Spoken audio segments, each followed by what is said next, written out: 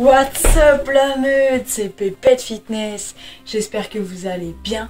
Et aujourd'hui, nouvelle vidéo, je vais vous expliquer comment cela se fait que j'ai arrêté le fitness pendant plus de 4 mois et demi je dirais. Mais avant ça, jingle.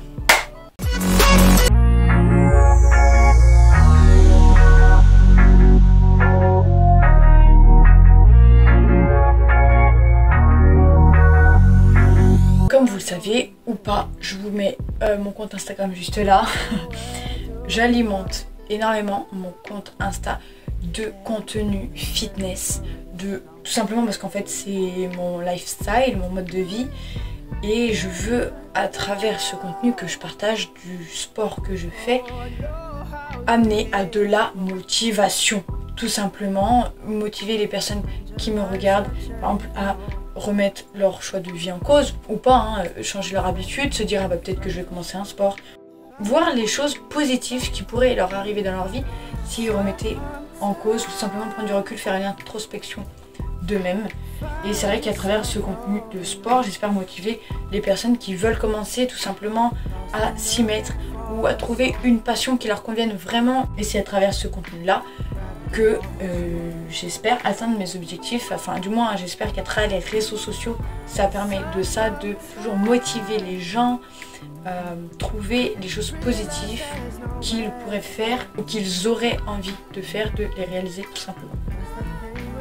Et ben justement début novembre je dirais normalement chaque année, parce que ça fait à peu près plus de 5 ans maintenant que j'ai attaqué le fitness vraiment de manière vraiment très régulière, rigoureuse et assidue.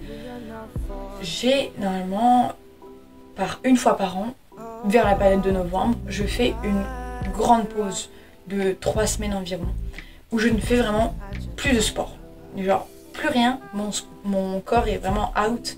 Enfin je veux dire, je le repose complètement. L'alimentation suit toujours bien sûr, mais vraiment je repose, je reprends, je regarde l'évolution de mon année, je refais mes entraînements, mon planning à venir.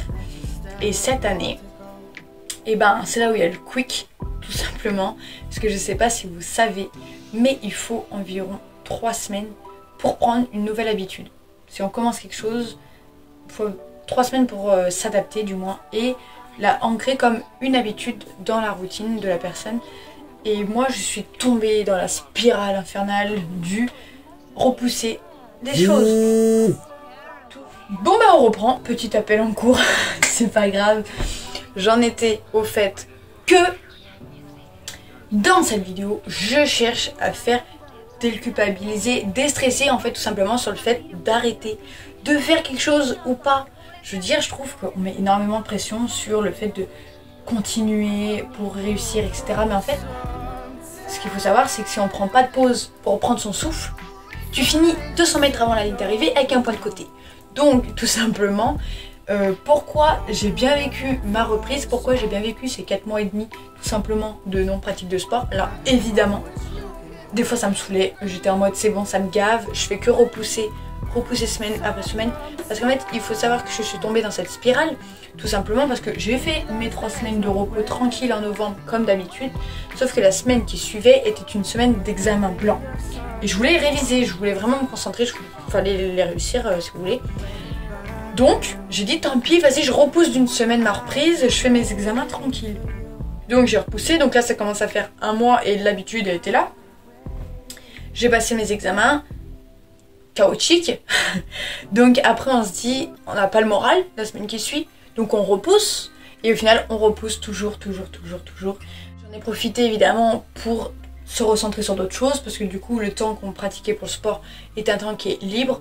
Donc ça on profite, on fait des choses, bon avec le Covid on pouvait pas bien sortir. Mais je veux dire, j'en ai profité pour démarrer YouTube, je me suis renseignée sur plein de choses, j'ai pu vraiment trouver plein d'idées, pas forcément les mettre en pratique, mais déjà trouver des idées, il faut avoir le temps. Et tout simplement, je l'ai bien vécu. Pourquoi? Parce que il faut pas être, si vous voulez, dans le côté négatif. Toujours voir le négatif des choses, ça n'amènera pas du bon. De se dire par exemple, j'ai fait moins de sport, je suis nulle, ou par exemple, je sais pas, genre mon alimentation, elle est nulle. Enfin, pas se culpabiliser. En fait, quand j'ai arrêté, j'essayais vraiment de trouver le côté positif d'un arrêt par exemple. Forcément, je pense pas que je le referai, ou alors pas d'une aussi grande durée, parce que déjà de 1, les performances sont impactées. On croit pas, hein. Par exemple, le premier mois, ça allait bien, parce que je faisais à peu près le même poids. Je mangeais toujours sainement, donc en fait physiquement il faut environ 4 semaines pour nous, pour la personne, de voir un changement sur le corps. Et personnellement je ne le voyais pas, donc j'étais en mode tranquille, en gros c'est bon. Je voyais pas l'impact que le sport impactait sur mon corps, si vous voulez. Même si je faisais plus de sport, ben je voyais pas le changement. Donc ça m'affolait pas plus. Mais quand j'ai décidé de reprendre, c'est que vraiment j'avais vu un changement. Parce que ça faisait plus de 4 mois et demi. Il y a des trucs en cardio. Parce que le cardio, j'ai arrêté vraiment le fitness. Le cardio, j'allais encore courir, ça y a pas de souci. Mais du coup, tout ce qui était en force, tout simplement les barres de 40 kg au squat que je pouvais soulever, que j'allais même atteindre les 50 kg en objectif. Bah maintenant quand je les reprends, et vous le voyez dans mes vidéos, mes barres sont encore à vide. Pour les squats, je suis repartie de 25 à 30 kg.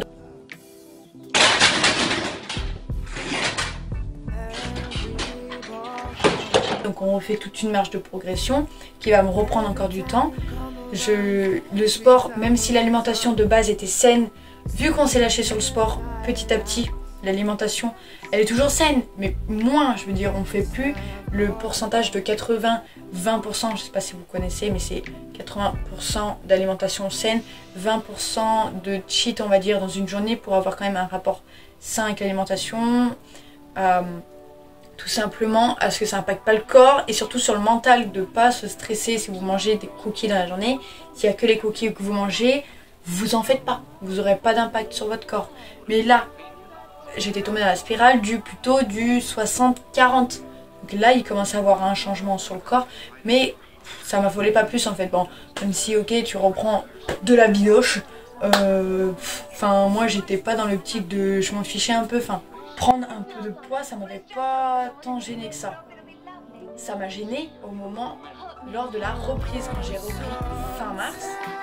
Là, j'ai vu le désastre du truc. Parce que déjà, comme je vous ai dit, les poids ont coupé tout de moitié. Les 30 actions, les 30 pompes, les 30 pompes qu'on faisait normalement, que j'arrivais à enchaîner, que j'avais atteint l'objectif de en faire d'ailleurs.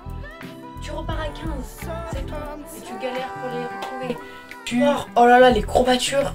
Mais pendant 2 semaines, des courbatures à tuer. Parce que mon corps, il avait oublié ça, le rythme. Donc j'étais KO, technique. L'alimentation, après, c'est très vite revenu à la normale. Honnêtement, ça m'a pas tant dérangé que ça. J'ai pu avoir un meilleur sommeil. Parce qu'étant donné que je faisais plus de fitness, au final, ça a impacté sur mon sommeil. Parce que je faisais mes séances vers 22h, 23h. Parce que j'ai décalé sur le rythme en fait du restaurant, étant donné que Covid, donc plus de restaurant, donc plus de séances à 22-23h, et donc à ce moment-là 22-23h c'était l'heure où je m'endormais complètement, et au final plus de séances, plus de sommeil, je me couchais bien plus tard, minuit, 1h, et au final ça a impacté sur mon humeur, ça a impacté même sur moi, sur ma vision de moi-même en fait, pas de moins de confiance en soi mais moins de fierté si vous voulez. Je sais pas, mais genre après le lendemain d'une séance, si vous avez des courbatures, je sais pas, vous vous sentez bien, vous voyez, vous êtes cool, vous vous dites vous avez fait une bonne séance la veille, tranquille on en refait une aujourd'hui, je sais pas, vous êtes, là, plus de séance, vous vous levez, vous êtes cassé, vous avez mal dormi, ça impacte vraiment sur l'humeur, et c'est vrai que c'est vraiment appréciable ça depuis que j'ai repris, ça fait 1 mois maintenant. Parce que du coup, je suis tout le temps au taquet. Même si ça a des courbatures, j'ai hyper mal au biceps à cause d'une séance. Je suis au taquet. Je suis au taquet, ça se voit pas peut-être. Mais franchement, même mon sommeil, il est redevenu un peu à la normale. C'est plus compliqué honnêtement de reprendre un sommeil que ce que je pensais. Mais il est redevenu à la normale. Et qu'est-ce que je veux dire par là? C'est que ce n'est pas grave en fait. C'est pas grave, c'est ce que je veux insister. Si vous prenez des pauses, il faut pas culpabiliser pour ça. J'ai voulu faire cette vidéo parce que j'ai vu un commentaire d'une personne, il me semble, soit un post d'un sportif, d'un athlète, qui disait j'ai repris, je suis complètement genre déprimée carrément parce que j'arrive pas à m'y remettre. Du coup elle se sentait nulle la personne. Mais c'est pas grave, profites-en, apprends, instruis-toi, découvre des nouvelles choses, repose-toi en fait. C'est le principal, si t'as arrêté c'est parce que t'en pouvais plus et que tout simplement il te fallait du repos. Et si ton corps te demande plus de repos que ce que tu pensais, franchement écoute ton corps. Enfin, je veux dire, tu vis avec lui tous les jours de ta vie, donc écoute quoi. Enfin, si t'as besoin, par exemple, si j'avais besoin de 4 mois et demi de repos, tant pis, tu prends les 4 mois et demi de repos. Maintenant, quand j'ai repris, en 3 semaines, j'ai plus progressé que par exemple en 3 mois pour ma handstand, parce que tout simplement, mon corps est vraiment maintenant au taquet. Il a repris toutes les forces qu'il fallait. Peut-être que 4 mois, c'est beaucoup. Pour certains diront que c'est pas top, c'est pas terrible, parce que c'est sûr que le sport, si on veut progresser, c'est vraiment dans la régularité. Mais je veux dire, c'est 4 mois en 5 ans. Je veux dire, pendant 5 ans, j'ai pas fait tellement de pauses, à part mes 3 semaines, comme je vous disais, en novembre. Mais sur toute l'année, enchaîné, surtout que le rythme de vie, s'il est assez cadencé, je veux dire, prenez le temps, il faut vraiment déculpabiliser sur ça. Il faut se concentrer sur soi-même. Si on a envie de prendre le temps, si on a envie de repousser. Alors évidemment, repousser, c'est un peu s'inventer des excuses. Ça, je suis témoin, toutes les excuses étaient bonnes, mais au fond, je savais que c'est parce que j'en avais pas forcément la motivation. Et pourtant, c'est mon maître mot, motivation, pour faire les choses. Mais si à ce moment-là, tu l'as pas quoi. Tu peux pas creuser un puits sans eau, je sais pas, enfin... C'est tant pis, tu en profites et quand tu te sens prête de reprendre ou de commencer, tu commences et tu reprends et tu repars peut-être de zéro. Ben là moi je galère sur mes perfs, vous pouvez le voir sur mes vidéos, je repars souvent pendant un mois je suis repartie d'extraction de ma barre à 20 kg qui était vide. Parce que tout simplement pour reprendre le rythme, là ça va aller mieux, en mai je vais pouvoir augmenter mes poids. Mais on sent vraiment qu'on repart de zéro. Mais on va progresser peut-être plus rapidement. Enfin, personnellement, sur le handstand, j'ai vraiment plus progressé. Peut-être que j'y travaille beaucoup plus aussi. Je travaille au moins 4 à 5 fois par semaine maintenant à le handstand. Mais ça n'empêche pas que on peut évoluer plus vite. Bon, bah, je pense avoir terminé, fait le point. C'est vraiment ce que je voulais dire dans cette vidéo. C'était que même si on fait un arrêt, comme je l'ai fait, qu'on reste dans sa zone de confort trop longtemps, qu'on n'a plus envie d'en bouger, ce n'est pas grave en fait, ne démoralisez pas. Enfin, dites-vous que c'est pas grave, profitez-en pour vous instruire pour autre chose. J'ai pu me lancer sur YouTube, j'en suis ravie. Et tout simplement, ce n'est pas grave. C'est ça que j'ai vraiment envie de dire, ce n'est pas grave. Enfin, vous voyez le côté positif de l'arrêt plutôt que celui du négatif et vous vivrez beaucoup mieux votre reprise, je vous assure. Donc... Nouvelle vidéo dimanche prochain, évidemment. Dites-moi si une vidéo sur le 80-20% sur le thème de la nutrition, ça vous intéresserait. Dites-moi en commentaire. N'oubliez pas de lâcher le petit pouce bleu, ça ferait vraiment plaisir. La meute, s'il vous plaît. Abonnez-vous juste là. Et on se retrouve la semaine prochaine